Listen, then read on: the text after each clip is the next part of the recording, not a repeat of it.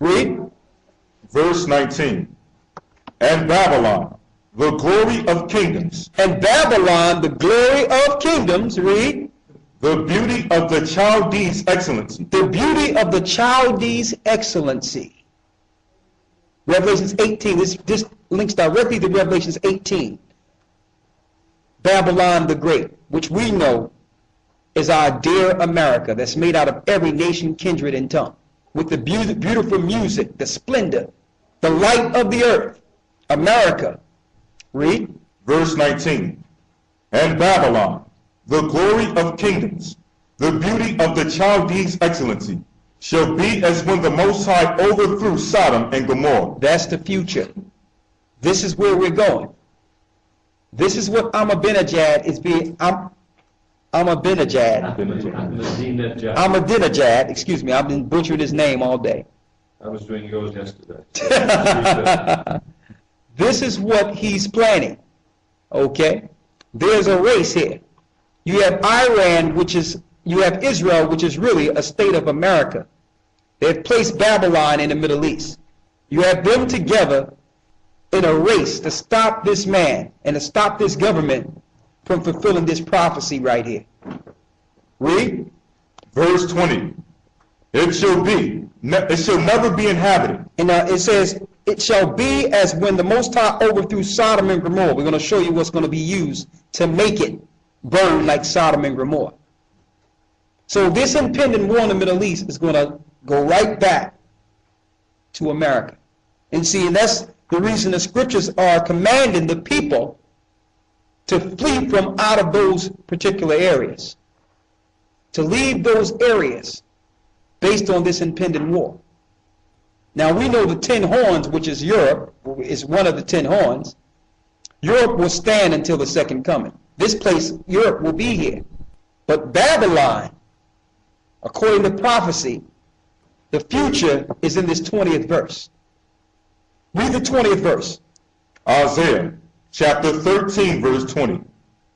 It shall never be inhabited. It shall never be inhabited after this war. When this war escalate and these missiles get shot, that place will never be inhabited again. That's the future. Okay, now you have to realize you have South American countries who are in league with Iran, who's in league with North Korea. You have Venezuela, you have Cuba. Read. It shall never be inhabited, neither shall it be dwelt in from generation to generation. That's the future after the Medes get involved.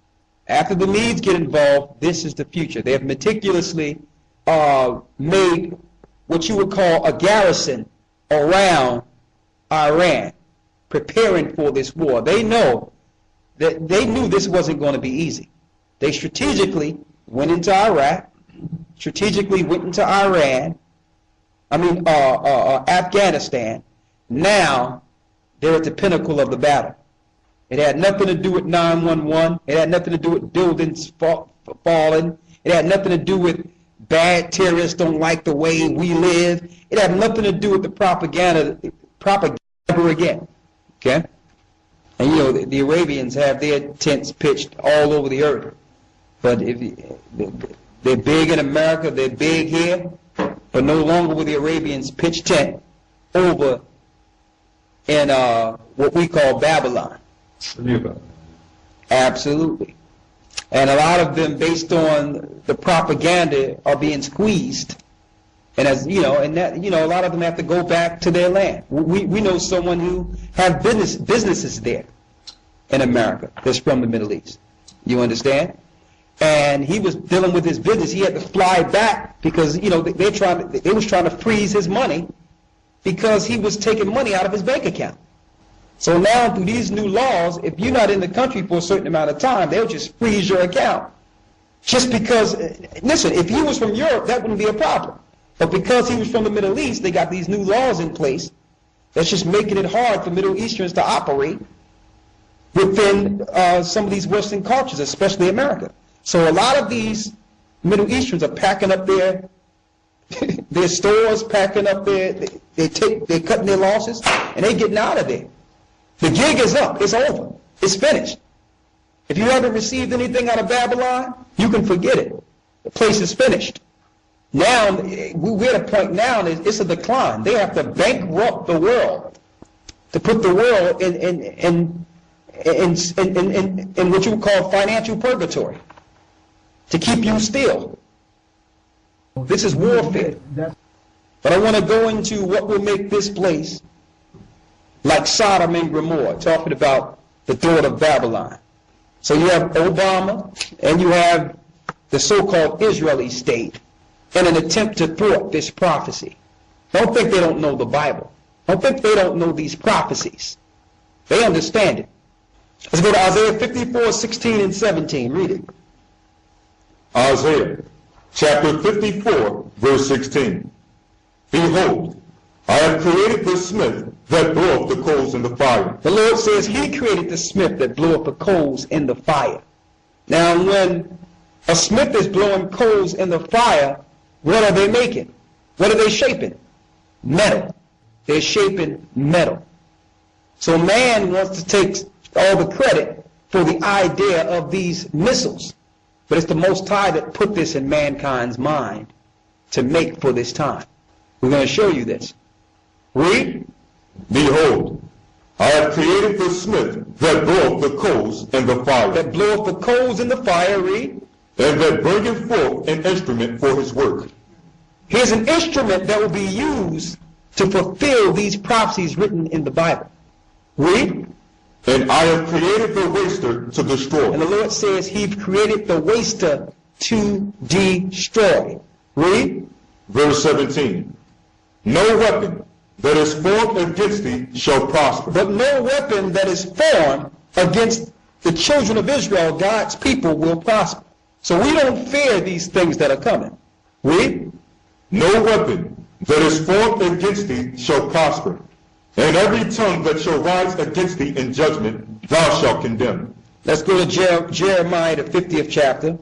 This is the prelude to 2nd Esdras 16. We're going into the war. Isaiah 50 and 14. Jeremiah 50 and 14. This also, in Jeremiah 50, it speaks about the judgment of Babylon. All right? Jeremiah 50 and 14. Read it. Jeremiah chapter 50, verse 14. Put yourselves in array against Babylon. So the Most High is now telling all the armies in the earth to put themselves in array against Babylon. That means put on your battle gear. These are your armies. Read. Put yourselves in array against Babylon round about. All ye that bend the bow. All thee that bend the bow. Now back then it was bow and arrows, but now they're missiles. Okay? Now because this technology was not in the earth during the prophet's time, they had to use the information or use the technology that was afforded to them when they wrote prophecy. So when they were shown things being shot, the only thing they could relate it to was bow and arrow. But now, they're greater bows and arrows. So these arrows are speaking of nuclear missiles, nuclear warheads. Read it. Isaiah chapter 50, verse 14. Put yourselves in array against Babylon round about. All ye that bend the bow. All thee that bend the bow, read. Shoot at her. Shoot at her. Read. Spare no arrows, for she hath sinned against the Most High. Spare no arrows, because she hath sinned against the Most High. And Babylon epitomizes the word sin. It promotes immorality. See, we're not going to separate America from the so-called Israeli state of America today. They're one and the same. They just playing hot potato in the news and make people think that they are two separate entities. They are one and the same. The example I can give is the other day in the news, it was publicized through the news that Iran was buying some new stealth jets from America. Israel. Thank you. Israel was buying some new stealth jets from America. Now, how can that be so? When the Prime Minister came out and said, yeah, this is what we're doing, we're going to purchase this. And then I heard on the American side of news that the money for these jets will come out of the financial or the finances of America that's paid to Israel annually. So hold up. Israel is buying weapons that they don't have to pay for because it comes out of Americans' money. So that was just propaganda. Whole thing they were saying there is America is giving Israel weapons to fight against Iran, but they got to play this thing to show people there's two separate entities. They're one and the same. They're no different. They're no different. They're one and the same. There's no such thing as an Israeli state. You have an occupation of America in the Middle East. Now, I know some people might think that what we're saying is anti-Semitic, but again, I say that what we say is not anti-Semitic, because if I was anti-Semitic, I would be against myself. I'm not anti-Semitic, and that's a false term, saying Semitic. It's Shemitic. We're from the seeds of Shem, and we're not against ourselves. All right? We're just stating the truth here. Read. I need you to go down to the 25th verse about these weapons here. Read it. Jeremiah chapter 50, verse 25. The Most High hath opened his armory, and hath brought forth the weapons of his indignation. The Most High hath opened his armory, and hath brought forth weapons of his indignation. Read. For this is the work of the Most High God. So don't think that this is just politics here. What's going on is the work of the Most High God himself. Read. For this is the work of the Most High God